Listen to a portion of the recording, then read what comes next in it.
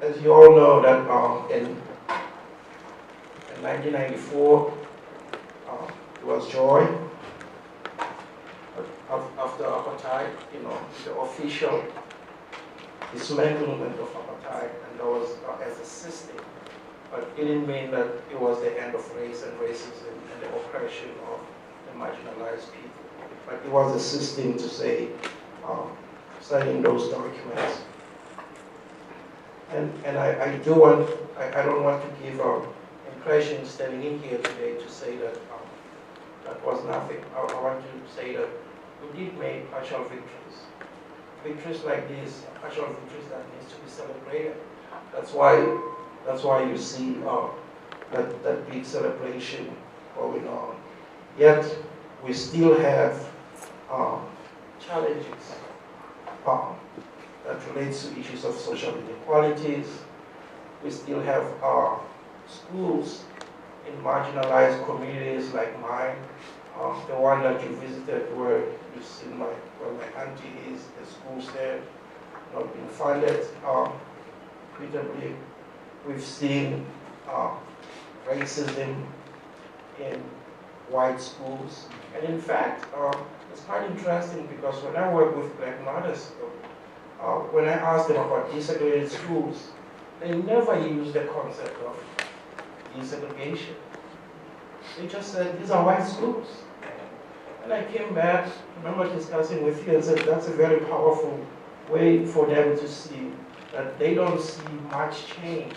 They just see bringing kids of different colors in close proximity, but they did not engage in the actual integration of their children in that. One of the reasons that you see this perpetuation of this in South Africa, and I argue in this and elsewhere that we've seen the rise of neoliberalism in South Africa, neoliberal policies. And when we started, really, those of you in 1994, there was this program that we all liked. It was a bottom-up approach where we're going to be distributing the resources and helping building houses for people. But all of a sudden, the neoliberal element of it comes with globalization and the World Bank, the IMF putting pressure on South Africa at that time.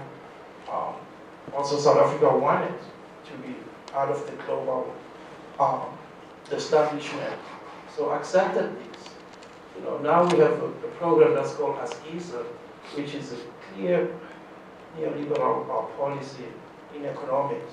And once you have a neoliberal policy in economics, then your education system is going to be neoliberal. And what we've seen the proliferation of school choice policies.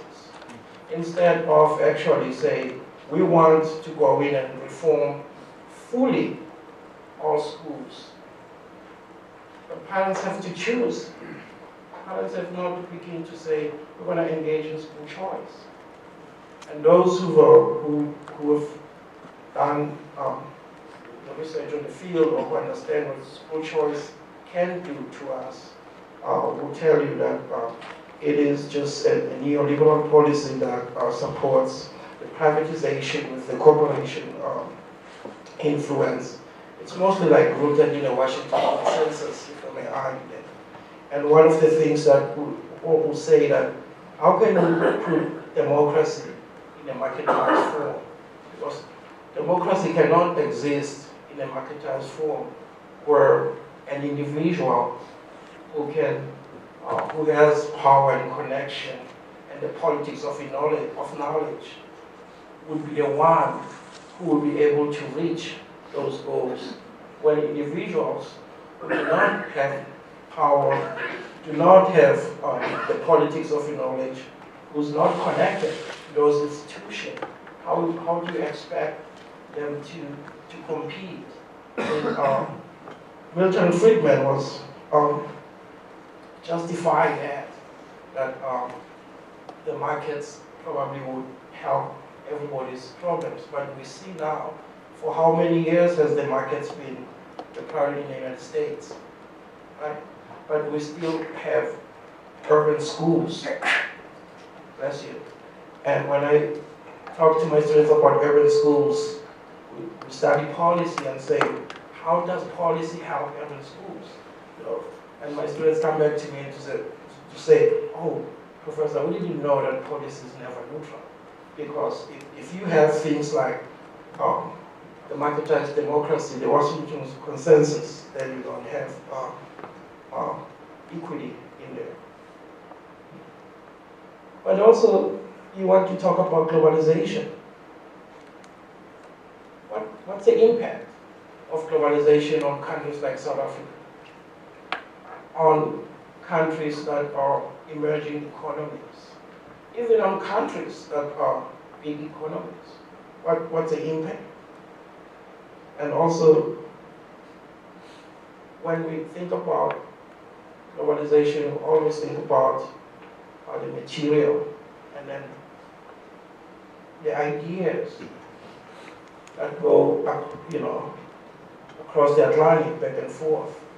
Also those ideas that shape the kind of policies that we implement.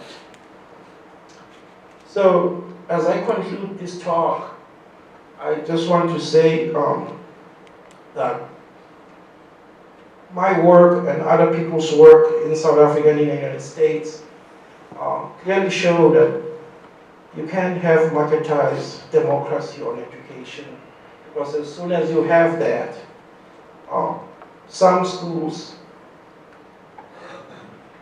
may not get equitable resources. And to use the word resource for my work is with intention. Some people in the United States can say insufficient funding, but South Africa is really complicated in that the budget speech just came up last week, 2 weeks ago.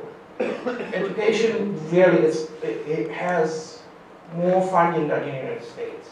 At some point, education was funded #1 in the budget, the national budget. Unlike in the United States, where people who get funded #1 is the Pentagon, right? Right, the Pentagon, right? That says the highest funding. But then what happens when you have schools that have for many years were not supported in terms of resources? Then you say, I'm going to give all schools the same kind of funding. You're not really making any difference in terms of that. And I'm reminded of Lassie Billings' article, that some of you have read that. That was an AERA address in San Francisco, 2006, where she argued about achievement gap, looking at that in terms of education debt that has been collected for many years. So this is what has happened. And also here, the work of Polako and Swedner in different forms also inform us of those savage distributions. And of course, I have talked about school choice and the racism that happens in